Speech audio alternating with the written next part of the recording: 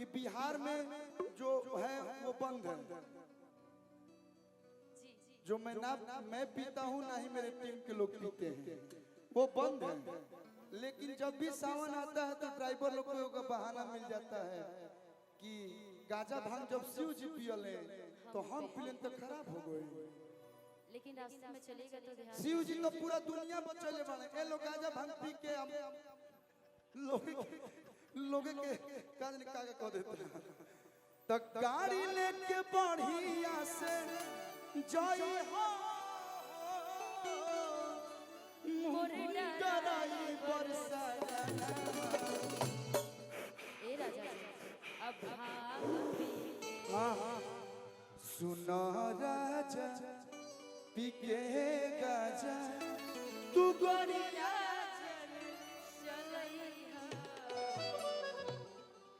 गांजा पीने वाले भी ना जिदी चाचा मैंने ऐसे देखा है। अब उम्र तो ज्यादा नहीं हुआ, बियाह शादी हो गई, लड़का हो तो बूढ़ा थोड़ा नहीं गई। हम भी एक मतलब जवानी है, लेकिन माई बाबूजी का प्रेशर समझिए, क्या समझिए, जल्दी बियाह करना पड़ा मेरे को। इस चीज का दुख नहीं है, बालाजी महाराज के आशीर्वाद से बहुत सुंदर मेरे को वाइफ मिली है। मैं खुश हूँ अपने वाइफ से। हाँ नहीं तो आजकल लोग बियाह होता तो पैसा मेरा मिल गई, जीवन बर्बाद हो गया। तू नौका बियाह कर तो मैं तहार ना दोस्त बा कि हमार दोस्त बा। बिहार में एगो नियम है, नहीं कुछ गार्जियन बैठे तो पूरा मानेंगे तो क्या, अच्छा मानेंगे तो भी क्या, कि अगर लड़का बिगड़ रहा है तो उसकी शादी करे तो का तो जिम्मेदारी आ जाएगा, तो लड़का सुधर जाएगा। आ लड़का नौके बिगड़त बियाह करो नहीं तो बिगड़ जाई। तो ठीक बा, माई बाबू के बात माने के चाहिए, माई बाबू भले के लिए कहते हैं। अरे की कांवर लेके पूर्णियों से जोई हा तमोर डराई बरसा, तमोर डराई बरसा।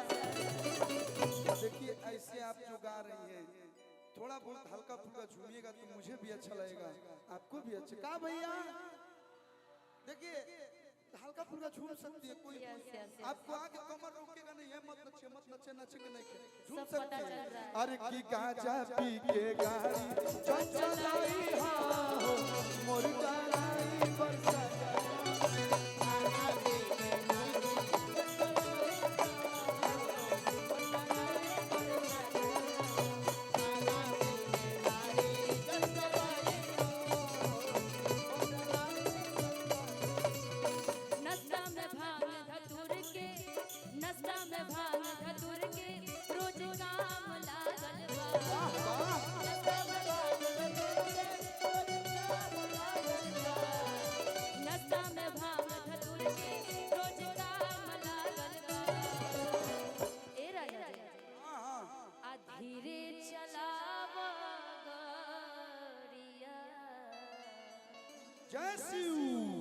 धीरे चलावा गड़िया रोड में जाना। हेलो गोलू भैया, ये आप सही बोल रही हैं।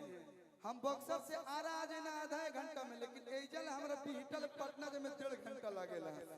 ई जाम कहिया खत्म होई, जे भी सुनता जल्दी सही रोड बनवाई लो कि धीरे चलावा बिहटा में जाम लागल बा, धीरे चलावा। सोनू भैया नारे बताई थी हम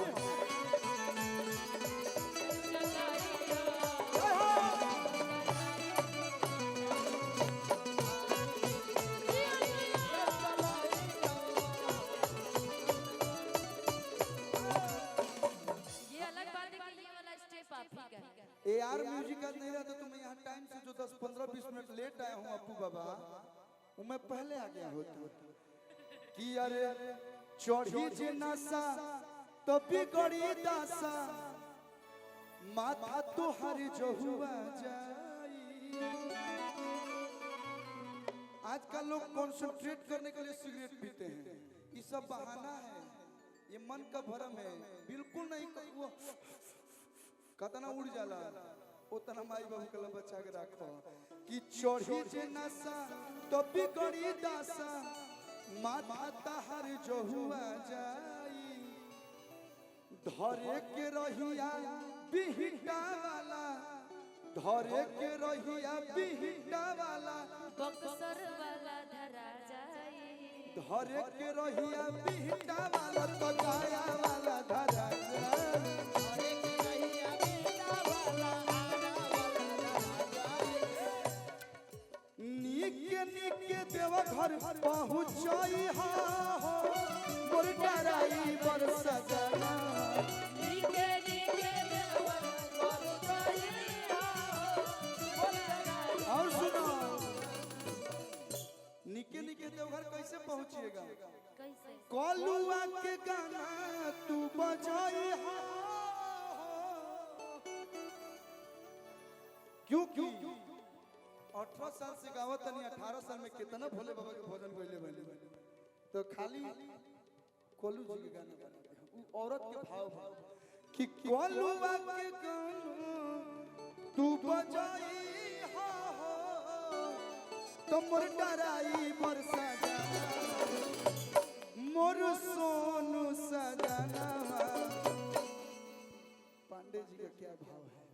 अरे भांग पी के गाड़ी चंचलाई हो मोर डराई मोर सजना।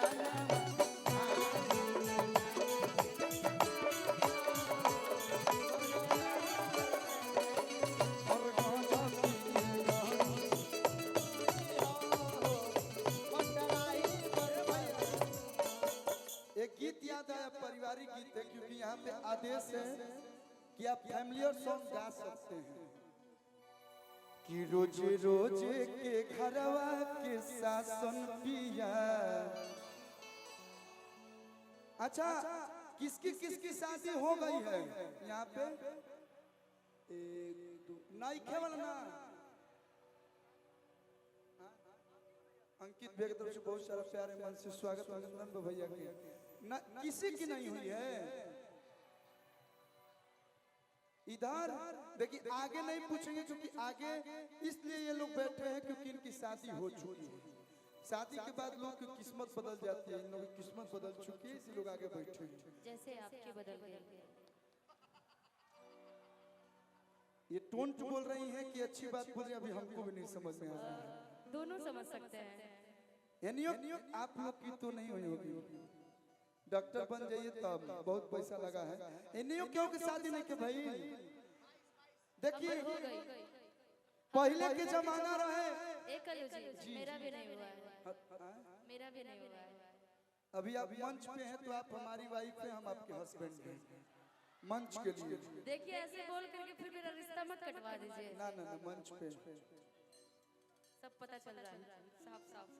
सुना पहले के जो चाची माई लोग रहे वो लोग समझत रहे कि पति देव का होले, नाम नहीं पकड़ती थी, स्वामी जी बोलती थी, मल्लिकार बोलती थी, जो भी। आजकल के जो नया नया लड़की बड़ी से सीधे नाम धरते थे, ओ जिद्दी मतलब नहीं मतलब नया नया लड़की कह जैसा ओए गोलू या गोलू बाबू यार सो नाइस नॉट फेयर ना यार, मैंने कल बोला था ना आईफोन 16 प्रो मैक्स हमने दिलवाया मेरी पैर में। अब बताओ काहे ऐसा होता? जैसे जैसे समाज समय आगे बढ़ता वैसे वैसे संस्कार लोग भुला जाता। अब ब्याह से पहले ही एगो होला हमरो भइल रहा, क्या उसको बोलते हैं अंगूठी पहना, रिंग सेरेमनी। अब रिंग सेरेमनी जैसे ही हुआ वैसे ही मेहरारू के नंबर मर्द के हैं, मर्द के नंबर मेहरारू के हैं। तभी ना कहना पड़ा था। अब मर्द लग जाते हैं फोन पर, हेलो कैसी हो? ठीक खाना खैलू हो ना? अभी रघुआ खा ले मगर बाद हम खाए। अब बताई ब्याह से पहले मैं कथा कहानी तू बता दे, तू कहां से इज्जत करी? तो लड़किया कह दिया कि रोजे रोजे के घरवा के शासन पिया, अब सहाई ननदो के भाषण पिया, जदि रही जे इहे रहनिया तो घरे रोजे बोलाई ऊपर शासन पिया। सबके पास नंबर है, सब लोग जानते हैं 100 टक इनोवा लेकर पुलिस आपके द्वार। अब लड़का को दोनों सही बड़े लड़की दूगो बुलवा मुर्गा चुरा देते हैं, मुझे बहुत मारता है। अब सीधे मर्द के हाथ में हाथ कड़ी चलिए, यू आर अंडर अरेस्ट। तो लड़का कहा था कि तू ही बाड़ू घर के संहार करिए काम, तू ही बाड़ू घर के अरे मलकिनिया हमारे सार के, यू नो सार मेरे भाई। हाँ जानतिया, I'm telling you brother in law कि हमारे सार के और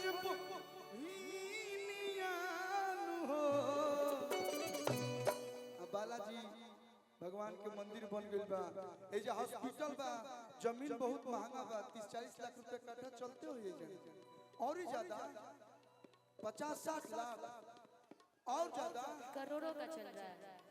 1 करोड़ राइट ना? हॉस्पिटल में मैं कल ही सोच रही थी लेने के लिए, लेकिन मेरे पास पैसा ही नहीं था, मैं छोड़ दी। 5-5 लाख दे के जल्दी रोडवा बनवाई लोग ना कि हमारे सार के अरे बहिनिया हो। अरे 1 करोड़ का हो चाहे 10 करोड़ का, तुमसे बेसी कुछ नहीं है मेरे लिए। तू कहे तो चांद तारा तोड़ के ला दूं, नहीं ला सकता, लेकिन बेटा का जमीन लिख सकता हूँ तुम्हारे नाम पे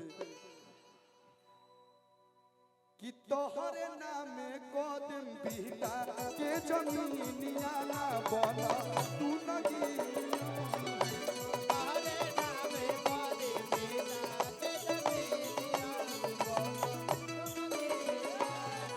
तो तोहरे नाम कदम बेटा के जमीनिया न बना तू नगीनिया।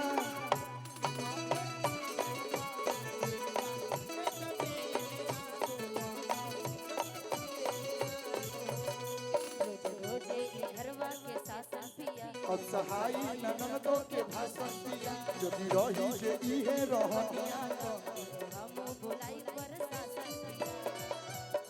बाड़ू घर के मलकिनिया हमर शहर के बहिनिया, हमर शहर के बहिनिया हो। तो तोहरे नाम कदम बेटा के जमीनिया न बना तू नगीनिया। पानी के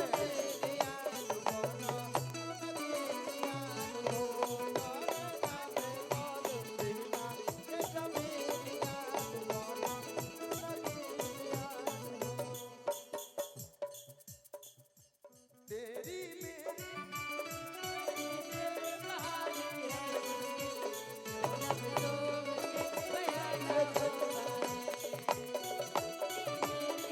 शान के पास चलो।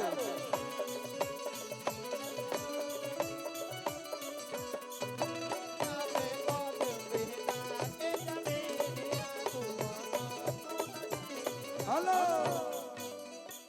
खिसिया के धनी ऋषिया के धनी, तब बाते देबेलू ताला के धनी।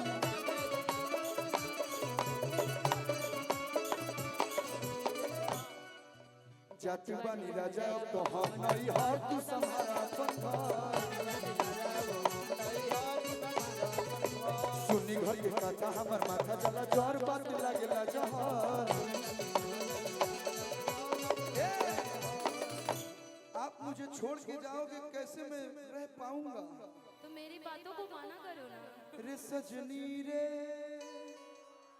कैसे हम तुम्हारे थे, तुम्हारे तुम्हारे ही रहेंगे। ये मैं इसलिए बीच बीच में एक हिंदी लाइन मार दूं ताकि लोग समझे कि नहीं कल्लू थोड़ा बहुत पढ़ा लिखा है। हम भी सीबीएसई बोर्ड से पढ़े हैं, बीपीएस स्कूल से। जो हम लोग आईजी गुप्तेश्वर पांडे जी थे, अभी महात्मा जी हो गए हैं, उन्हीं की स्कूल से मैं पढ़ा लिखा हूँ। चौथा पांचवा तक बहुत बढ़िया हम नंबर ले आते हैं, 6वां में जाते घटे लगल हमारा। चली समियाने में तहरे चलते गोली जब गए ना तब से नंबर घटने लगा मेरा। ए हो कि कोटि कोई से राजा के तोहरा दीनिया, अरे आई कैसे नीनिया हो। बगल में दानापुर है, सगुना है, इधर आरा है, उधर पाली है, विक्रमगंज है।